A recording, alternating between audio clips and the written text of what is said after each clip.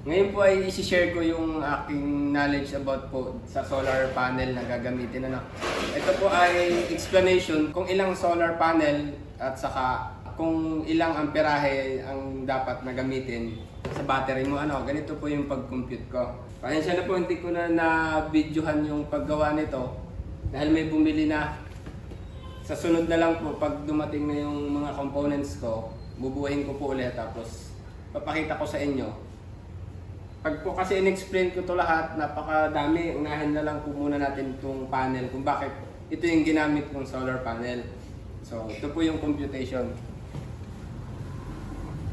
Yan po yung pang-deliver. Videohan mga tao. Yan po, for delivery na po yan. Nabili na po. So, tinuturo, sinishare ko din naman po kung paano bumuo. Pero pwede din pong bumili sa akin ng ganyang setup na. 600 watts po yan. So, ito po yung mga gamit ko, 12 volts na 25 ampere hour na battery, bali dalawa.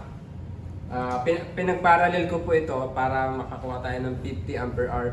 Pero, yan po, kahit i-series natin, magiging 24 volts siya, tapos 25 ampere. Ang kalalabasan niya ay 600 watt hour pa rin. Kahit po anong gawin nyo dyan, mas maganda pa rin po talaga yung parallel, yung series kung tutuusin kasi mas makakatipid tayo sa solar panel na gagamitin, mas makakatipid din tayo sa mga wires dahil mas mababa ang amperahe kapag mataas ang voltahe. Magiging 24 volts ito, bababa naman yung amperahe. So mas titipid tayo sa paggamit ng wires kahit maliliit lang yung gamit dahil mababa lang ang amperahe nun. So ito po muna, dito mo muna tayo sa computation. So meron po tayong battery, unahan natin tong battery para mag-drawing ng battery. Yan. Ganyan po. So ito po ay pinagsama na natin yung battery. Nakakuha tayo ng 12 volts at 50 ampere, ampere hour, 50 ampere, yan. 12 volts, 50 ampere hour. So, ang kalalabasan po nito ay 600 watt hour. Ano ba? Yan po yung system natin. So, sa panel, dumako tayo sa panel. Yung panel natin ay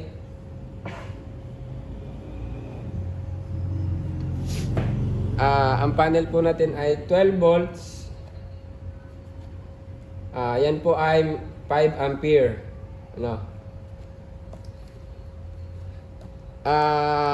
Ang ISC po nito talaga ay 18 volts. Ang maximum voltage niya kapag walang load, 18 volts talaga siya. Yung 12 volts na ganyan, yung 100 watts yan. 100 watts na panel yan. So, ganito po ang computation ko dyan. Kung bakit isa lang yung ginamit. Dito po kasi sa atin, sa Pilipinas, tropical country tayo. Meron lang po tayong 4 na oras na yung pinakamasidhi yung tirik ng araw. Sa iba kasi, ang explanation nila, sa kabuuan, sa buong mundo, sa loob ng isang araw, pag samasamahin mo man yung oras, yung pinakamasidhing oras ay hanggang 4 na oras. So, ang basihan naman natin dito sa Pilipinas para sa akin ay yung 11, 12, 1, and 2. Yung 11 a.m., 12 noon, 1 p.m. at 2 p.m. Yun yung pinakamatinding init ng araw. Meron tayo. So 4 hours pa rin, kahit alin ang sundin natin. So ganito po yan. 600 watt hour po yung battery natin. Di-divide po yan natin sa 4 hours. Ang kalalabasan niya ay wala tayong kalkyo. Wala ako kalkyo. Mahina tayo sa math. Ito ba? May kalkyo na 600 divide 4 hours. So, cancel po natin tong R. Mawawala na yung R na yan. 150. Ang kalalabasan niya. 150 watts na lang natira. 150 watts. Hindi na siya watt hour. Yan. 150 watts. Tapos yan pong 150 watts na yan, ito,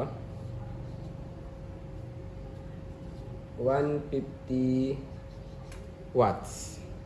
Ang watts po ay power, ano? Ang watt. At kung susundin po natin yung ating formula na PIV, yung power is over current times voltage. Yan po, PIV, ano? Yung P po ay watts. Yan. Yung voltage po ay from the word itself, voltage. At yung I ay current.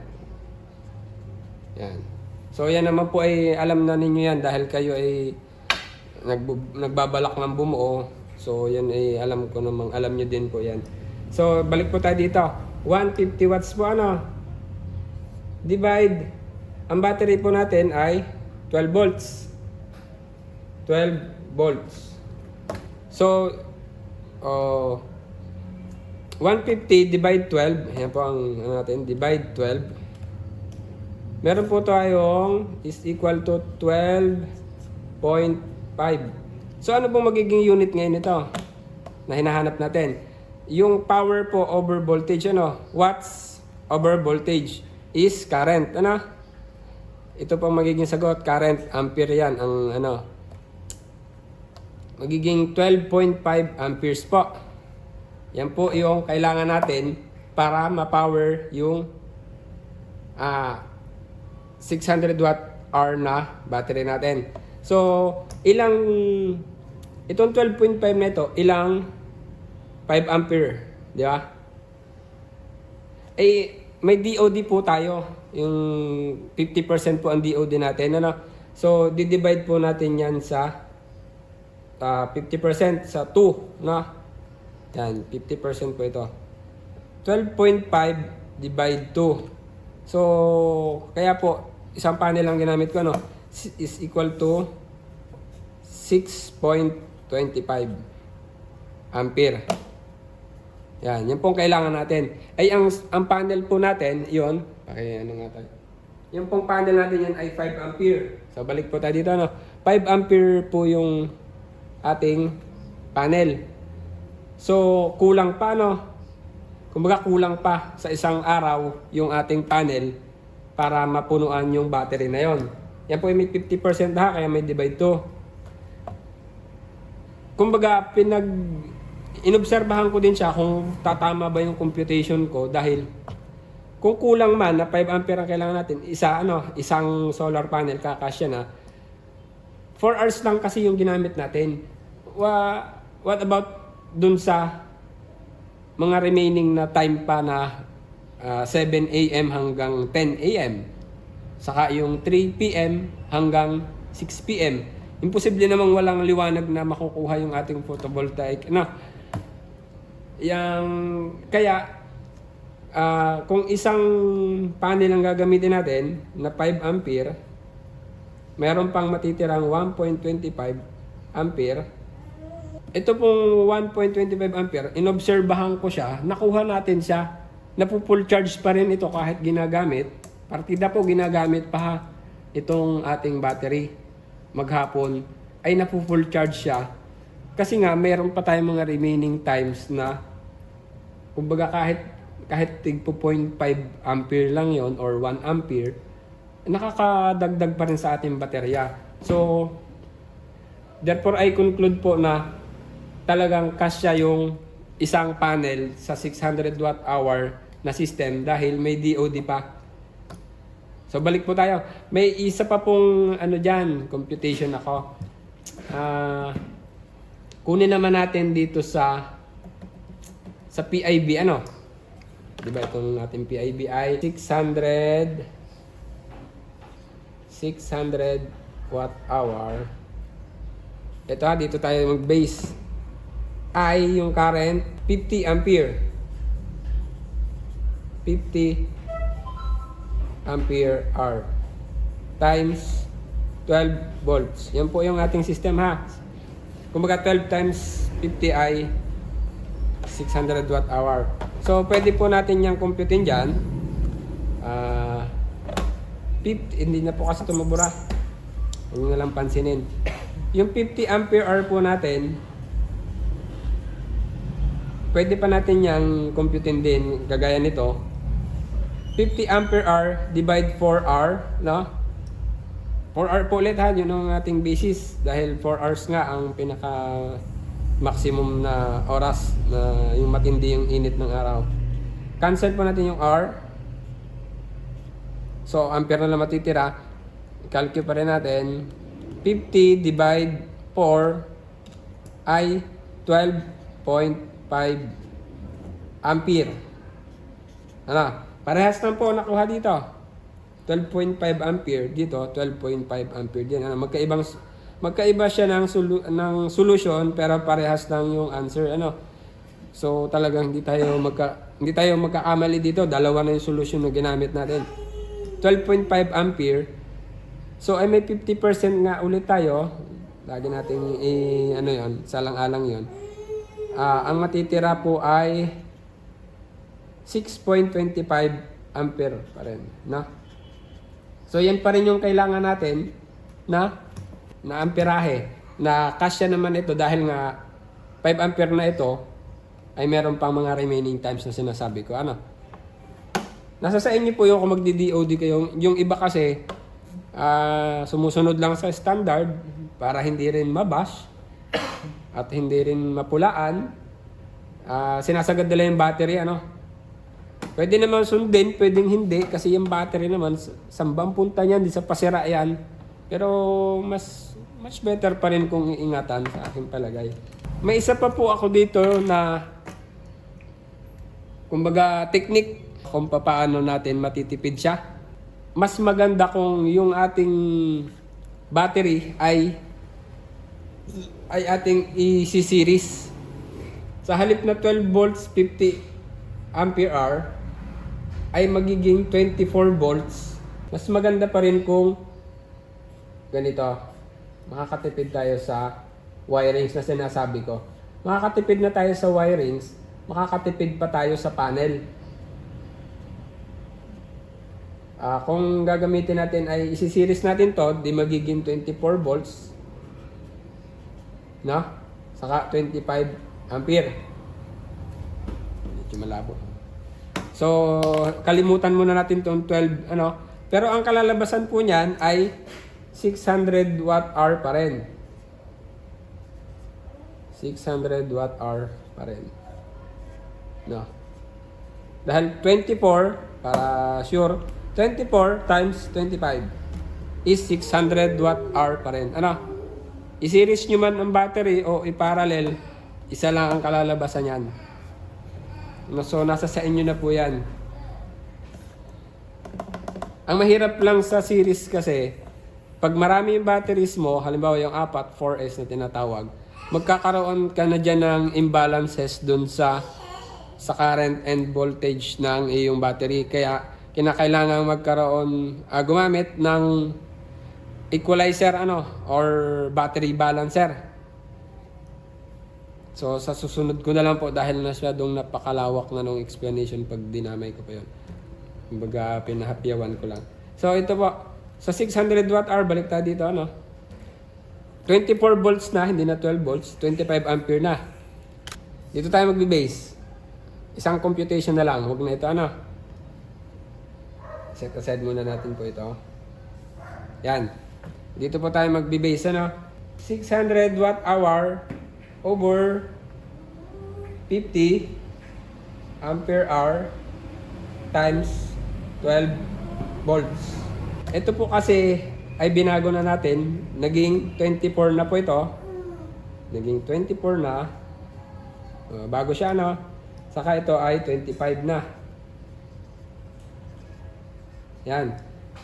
Pero itong ating power ay hindi magbabago. 25 times 24 is 600 watt hour. Yung system pa rin natin. Walang magbabago. Ang magbabago lang ay yung mga components. Mas makakatipid tayo dito. Ito, 50 ampere ay magiging 25 ampere hour. Over 4 hours ulit. Diba?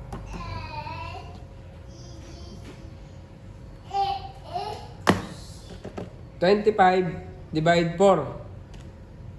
6.25. 6.25 ampere. Cancel yung R. 6.25 ampere ang kailangan natin. Pero, hindi tayo dito sa 100 watts magbe-base. Ano? Ang ating panel na gagamitin ay 24 volts din. Ano? Yan. Ito ay sa 24 volts ay 28 volts siguro to. Magiging 28 volts siya. Pero ang ampere niya ay 8 ampere lang or 8. Divide natin. 200 divide 24.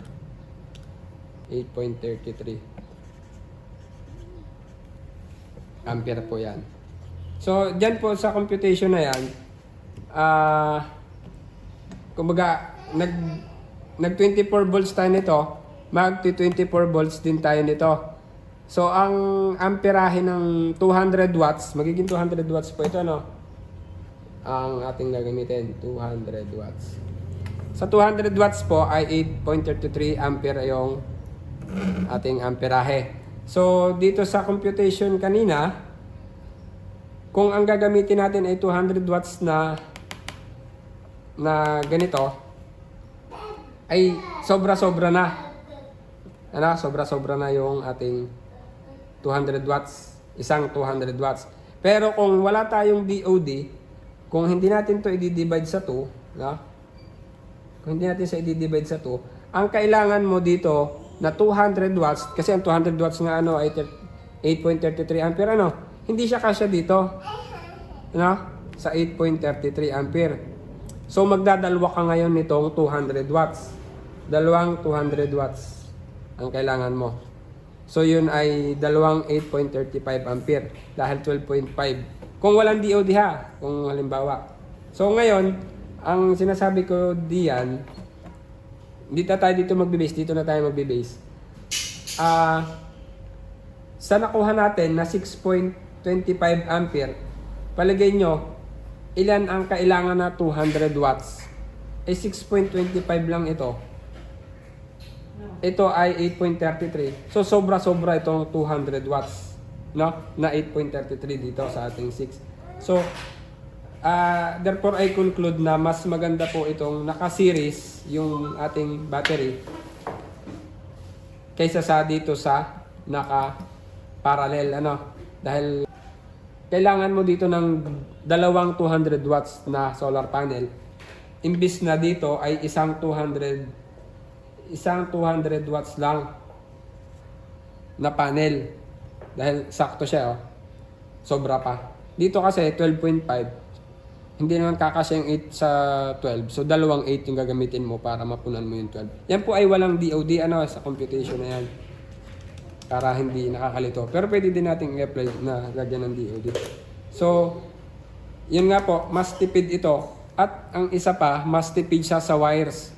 Sa wirings. Kasi, pagbaba ng amperahe mo, pagliit ng wire mo. Yun po, ano. So, yun po muna.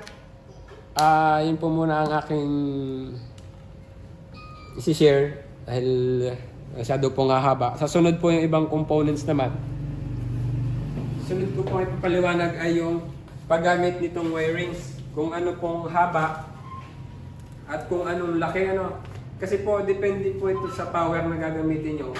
Depende din po sa haba. Ito may computation to kung ilang feet sa feet tayo magbe-base. Ipaliliwanag ko kung ano ang dapat na gamitin. Para sa akin po ha. Pero may pinagbabasehan akong libro.